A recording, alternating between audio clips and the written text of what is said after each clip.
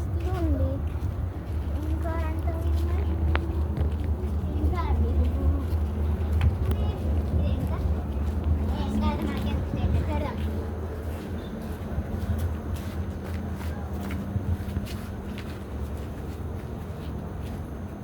One తీస్తా.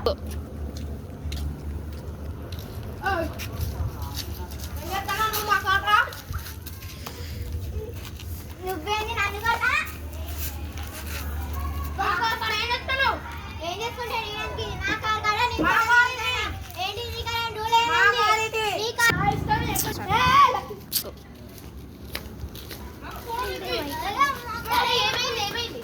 మా car కాడ కట్టి ఫోటో దిగుతాంది.